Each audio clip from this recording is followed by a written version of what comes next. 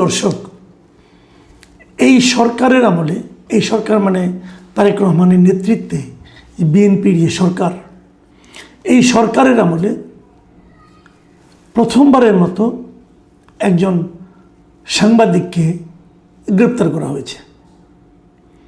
মামলা হয়েছে বগুড়ায়, আসামিকে গ্রেপ্তার করা হয়েছে মানে গাজীপুরের গাছা উপজেলার বোটবাজার এলাকা থেকে তাকে গ্রেপ্তার করা হয়েছে।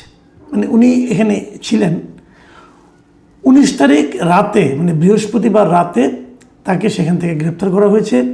গ্রেপ্তারের পর তাকে বগুড়া জেল হাজতেও পাঠানো হয়েছে।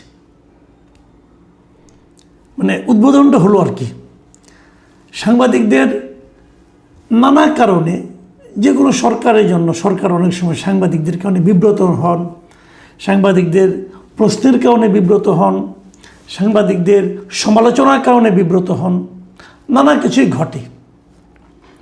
আবার সাংবাদিকরাও যে সাংবাদিকতার নামে অপসাংবাদিকতা কখনো করেন না, আমি কিন্তু তাও বলছি না। যদি সে ধরনের কোনো অপসাংবাদিকতা কেউ করে থাকেন, তাকেও কিন্তু আইনের আওতায় আনার জন্য এদেশে প্রচলিত অনেক আইন আছে। কিন্তু গ্রেপ্তারের মতো ঘটনা এই প্রথমবার এই বিএনপি সরকারের আমলে ঘটল। এবং আনফর্চুনেটলি বলেন অথবা ইন্টারেস্টিংলি বলেন, যেভাবেই বলেন না কেন, এর সঙ্গেও কিন্তু জড়িত আছে সাম্প্রতিক সময়ে সবচেয়ে আলোচিত প্রতিমন্ত্রী, আমাদের স্বরাষ্ট্রমন্ত্রী সালাউদ্দিন আহমেদ সাহেবের ভাষায় সবচেয়ে পাওয়ারফুল প্রতিমন্ত্রী, বগুড়ার সন্তান মীর শাহ আলম। উনি মামলার বাদী নন, কিন্তু ওনার নামটা এখানে জড়িয়ে গেছে। কীভাবে জড়িয়ে গেছে?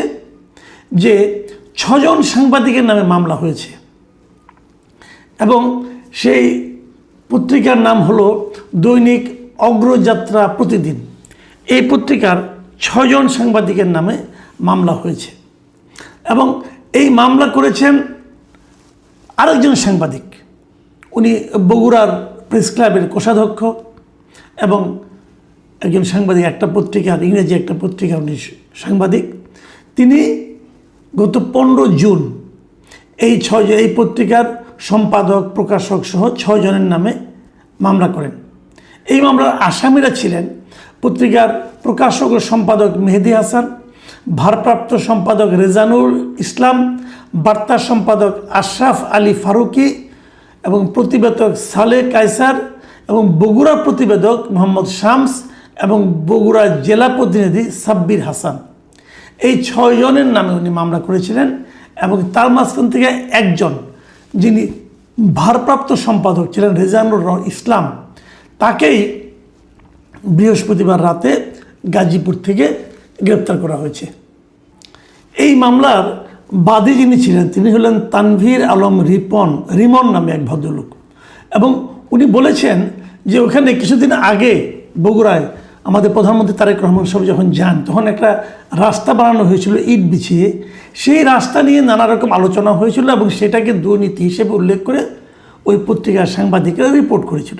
এই জন্য এবং সেখানে তারা আকার ইঙ্গিত এবং নানাভাবে এই মীর শাহ আলমকে মোটামুটি তার দিকে দুর্নীতির অভিযোগের তীরটা ছুঁড়েছিল। এবং এই রিমন সাহেব বলছেন, ওনার যে আর্জিতে নিজের কথা উল্লেখ করেছেন সেটা আমি বলি। উনি উল্লেখ করেছেন যে আসামিরা পরিকল্পিতভাবে মিথ্যা, বানোয়াট ও বিভ্রান্তিকর তথ্য প্রকাশ ও প্রচার করে বাদী এবং বগুড়া 2 শিবগঞ্জ আসনের সংসদ সদস্য ও স্থানীয় সরকার পল্লী উন্নয়ন ও সমবায় প্রতিমন্ত্রী মীর শাহ আলমের ব্যক্তিগত, সামাজিক ও রাজনৈতিক সুনাম ক্ষুণ্ণ করার চেষ্টা করেছেন। মানে যিনি বাদী ছিলেন ওই রিমন সাহেব, ওনারও ক্ষুণ্ণ করেছেন এবং প্রতিমন্ত্রীরও সুনাম ক্ষুণ্ণ করার চেষ্টা করেছেন। এবং এই ঘটনায় এরপরে উনি আরও উল্লেখ করেছেন যে আসামিরা কোনো ধরনের নির্ভরযোগ্য তথ্য প্রমাণ ছাড়াই উদ্দেশ্য প্রণোদিতভাবে এসব তথ্য প্রচার করেছেন। এর ফলে সংশ্লিষ্ট ব্যক্তিদের সুনাম ক্ষুণ্ণ হওয়ার পাশাপাশি জনমনে বিভ্রান্তি ও বিরূপ প্রতিক্রিয়ার সৃষ্টি হয়েছে। এবং এই আর্জির উপর নির্ভর করে বগুড়া থেকে পুলিশ ডিবির একটা দল জয়দেবপুর গিয়েছে এবং সেখান থেকে এই 2 নম্বর যিনি আসামি ছিলেন রেজানুর ইসলাম, তাকে গ্রেপ্তার করে নিয়ে গেছেন।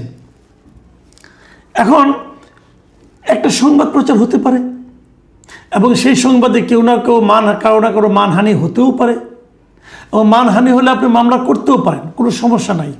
কিন্তু একটা জিনিস কিন্তু খেয়াল করতে হবে, মানহানি হয়েছে প্রতিমন্ত্রীর, প্রতিমন্ত্রী কিন্তু মামলা করেননি, মামলা করেছেন আরেকজন সাংবাদিক, এবং এই সাংবাদিকেরও নাকি মানহানি হয়েছে, এবং এ ধরনের মামলায় গ্রেপ্তারি পরোয়ানা জারি হয়েছে এবং তাকে গ্রেপ্তারও করা হয়েছে। তো এই যে গ্রেপ্তারের যে নমুনাটা তৈরি, উদাহরণটা তৈরি হলো, আমরা এই ধরনের মামলা আগেও দেখেছি, বহু দেখেছি। হাসিনার আমল, শেখ হাসিনা যখন সরকারে ছিলেন তখন তো আমরা অনেক দেখেছি। কিছু হলে একজন সাংবাদিককে গ্রেপ্তার করা হতো, কোনো একটা কার্টুনের জন্য সাংবাদিককে গ্রেপ্তার করা হতো এবং গ্রেপ্তার করে তাকে জেলে ঢুকে রাখা হতো, তারপরে একসময় তো মুক্তি পেয়ে যেতেন। তো আমরা সাংবাদিকদের গ্রেপ্তার হওয়া অন্তর্বর্তীকালীন সরকারের আমলেও দেখেছি। কিন্তু এই আমলের ব্যাপারে আমার একটা নিজস্ব একটা চিন্তা ছিল যে হয়তো বা এই আমলে আর যাই হোক এই সমস্ত ছুতা নাতায় সাংবাদিকদেরকে গ্রেপ্তার করা হবে না। সাংবাদিকের যে কোনো লেখায়, প্রতিদিন আমাদের যত জাতীয় দৈনিক পত্রিকাগুলি আছে, কোনো না কোনো লেখায় কারো না কারো তো কেউ না কেউ সংক্ষুব্ধ হতেই পারেন, তার কোনো না কোনো ভক্ত মনে করতে পারেন যে আমার নেতার বিরাট অসম্মান হয়ে গেছে, তাই বলে উনি মামলা করে দিলেন এবং মামলা করে তাকে গ্রেপ্তার করতে হবে। কিছুদিন আগে তো আমরা দেখেছি আমাদের প্রধানমন্ত্রী তারেক রহমানকে নিয়ে অনেক অশ্লীল কথাবার্তা কিন্তু অনেকে প্রচার করেছেন সোশ্যাল মিডিয়াতে, কাউকে গ্রেপ্তার করা হয়েছে? এবং গ্রেপ্তার না করাতে তারেক রহমানের কি মানহানি হয়েছেন? বরঞ্চ এই গ্রেপ্তার করলে কি হয়, গ্রেপ্তার করলে দুটো জিনিস ঘটে। সেটা হলো আপনি সরকারের থেকে কিছু লোককে আপনার স্থায়ী শত্রুতে পরিণত করেন। বরঞ্চ গ্রেপ্তার যদি আপনি না করেন তাহলে কি হয়, তাহলে এই সংবাদগুলো কিন্তু আলটিমেটলি সাধারণ মানুষ, যে সংবাদটা আপনি করেছেন সেই সংবাদের কারণে ওই এলাকায় তো সাধারণ মানুষ কিছু আছে, তারা তো জানে যেখানে কি হয়েছে কি হয়নি, কোনটা সত্য কোনটা মিথ্যা, সবাই জানে। কিন্তু তো এই গ্রেপ্তার করার মাধ্যমে কি ওই লোকগুলির যে জানা, সেই জানাটাকে আপনি চেঞ্জ করতে পারেন? তা কিন্তু পারেন না। মাঝখান থেকে কি হয়, সারা দেশে সমাজে একটা মেসেজ পৌঁছে যায়। সেই মেসেজটা হলো যে আপনারা অসহিষ্ণু, আপনাদের সহ্য ক্ষমতা খুবই কম, এই মেসেজটা পৌঁছে যায়। আর মেসেজ পৌঁছে যায় আপনারা ক্ষমতার দাপট দেখাচ্ছেন, যে জিনিসটা কোনো গণতান্ত্রিক সরকারের হওয়া উচিত না। যদি কেউ ভুল করে থাকে তার জন্য তো বিচার হতেই পারে, তাকে গ্রেপ্তার করতে হবে, মামলা করতে হবে। এবং এই যে মামলাটা করেছেন মিস্টার রিমন, যিনি মামলাটা করেছেন, যিনি নিজেও একজন সাংবাদিক, তিনি নিশ্চয়ই, আমার যে ধারণা এখন যে সময় চলছে, এই সময়ে এই মামলা এবং এই গ্রেপ্তারের কারণে ওনার যিনি, যাকে উনি খুশি করতে চেয়েছেন, সেই মীর শাহ আলম, তার গায়ে কি আরেকটা শ্রদ্ধার পালক যুক্ত হলো, নাকি উনি আরেকটু বেকায়দায় পড়লেন? অনেক সময় মোসাহেবে কিন্তু মানুষকে বিপদে ফেলে দেয়। একটা প্রবাদই কিন্তু আছে যে মূর্খ বন্ধু বিপজ্জনক।